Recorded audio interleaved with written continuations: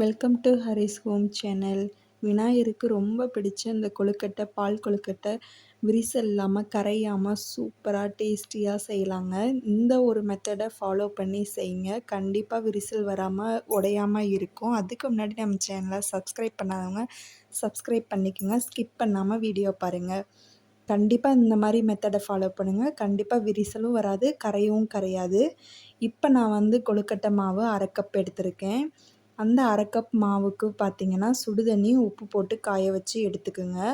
இப்போ கொஞ்சம் கொஞ்சமாக சேர்த்து இந்த மாதிரி கிளறி விடுங்க.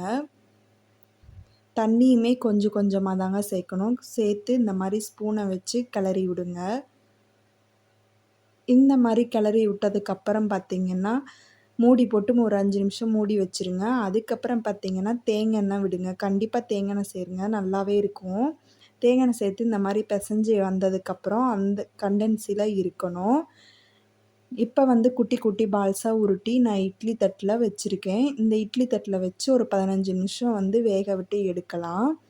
இது வேகிறதுக்குள்ளே பார்த்திங்கன்னா தேவையான அளவு வெல்லம் எடுத்துக்கலாம். இப்போ நான் 1/2 கப் மாவுக்கு 1/4 கப் வெல்லம் எடுத்துருக்கோம். நம்ம இதுக்கே கரெக்டான கண்டென்சி தான். இது கொஞ்சம் தண்ணி ஊற்றி கொஞ்சம் கொதிக்க விட்டு வடித்து எடுத்துக்கலாம். ஏன்னா கல் மண் தூசி இருக்கும், அதனால் வந்து வடித்து எடுத்துக்குங்க. இப்போ பாருங்கள், எல்லாம் கரைஞ்சி வந்துருச்சு. இதான் கரெக்டானது. நம்ம வடித்து எடுத்துடலாம். இதுக்கப்புறம் பார்த்திங்கன்னா வடித்து எடுத்ததை ஒரு பக்கம் ஓரமாக வச்சுருங்க. இதை காய்ச்சி வச்சதுக்கப்புறம் பார்த்திங்கன்னா நம்ம வேக வச்ச கொழுக்கட்டையுமே வெந்திருக்கும். பாருங்கள், நல்லா வெந்து வந்துருச்சு. இப்போ இதை ஒரு தட்டில் மாற்றிடலாம். மாற்றினதுக்கப்புறம் அதே பேனில் சுடுதண்ணி நல்லா காய வச்சு காஞ்சதுக்கப்புறம் இப்போ வெள்ளைப்பாகை உள்ளே சேர்த்திடலாம். இது நல்லா சேர்த்ததுக்கப்புறம் ஒரு கொதி வரும். அந்த ஒரு கொதி வந்ததுக்கப்புறம் நம்ம இப்போ கொழுக்கட்டையை ஒன்று ஒன்றா சேர்த்துடலாம். இப்படி சேர்க்கறதுனால பார்த்திங்கன்னா கொழுக்கட்டை வந்து விரிசல் வராமல் இருக்கும், கரையாமலேயும் இருக்கும். இந்த டிப்ஸை கண்டிப்பாக ஃபாலோ பண்ணி செஞ்சு பாருங்கள், சூப்பராகவே இருக்கும். அது கூட 2 ஏலக்காவை தட்டி சேர்த்துக்கலாம். அதுக்கப்புறம் காய்ச்சி ஆற வச்ச பால் 1/2 கப் சேர்த்துருக்கேன். இது எல்லாம் கலந்து விட்டு ஒரு 10 நிமிஷம் கொதிக்கட்டும்.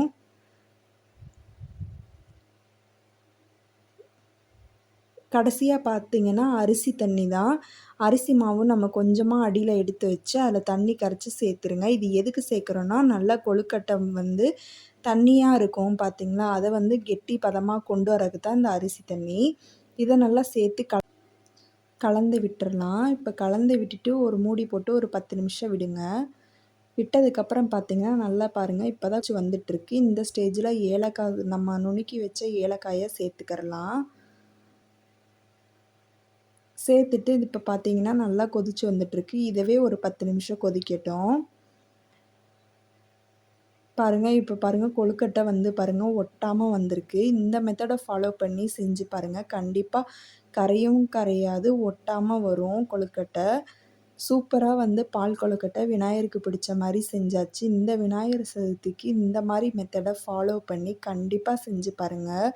கொழுக்கட்டை சூப்பராகவே சாஃப்டாக வெந்து வந்திருக்கு. இதை ட்ரை பண்ணி பார்த்துட்டு எப்படி இருக்குன்னு நம்ம கமெண்ட் பாக்ஸில் கமெண்ட் பண்ணுங்கள்.